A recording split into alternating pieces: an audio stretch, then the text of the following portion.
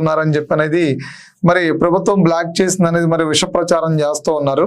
దీని ద్వారా ప్రభుత్వానికి రైతు దగ్గర నుంచి ప్రభుత్వం మీద వ్యతిరేకత వచ్చేటువంటి అవకాశం అయితే కనిపిస్తుంది. ఎందుకంటే యూరియా కొరత ఉన్న ప్రాంతాల్లో ఏవైతే ఉన్నాయో లేదా రైతులు కొట్టల దగ్గర పడిగాపులు కాస్తున్నారో ప్రభుత్వంలోనే పెద్దలు స్కామ్ చేయడానికి యూరియా స్కామ్ చేశారనేది కూడా రైతులకి తప్పుడు సంకేతాలు వెళ్ళేటువంటి అవకాశం ఉంది. మరి చంద్రబాబు నాయుడు చెప్పింది చెప్పినట్టుగా అమలు చేస్తాయి అంటే ఇలాంటి సోషల్ మీడియా మీద జరుగుతున్నటువంటి విష ప్రచారాల మీద లేదా ప్రభుత్వం మీద జరుగుతున్నటువంటి బురద మీద లేదా ముఖ్యమంత్రి స్థాయి వ్యక్తి మీద జరుగుతున్నటువంటి బురద మీద వెంటనే చర్యలు తీసుకుంటే రైతుకి నమ్మకం కలుగుతుంది, లేదంటే ఆ సమస్యను ఎదుర్కొంటున్న వాళ్ళకి నమ్మకం కలుగుతుంది ప్రభుత్వం చిత్తశుద్ధితో పనిచేస్తుందని.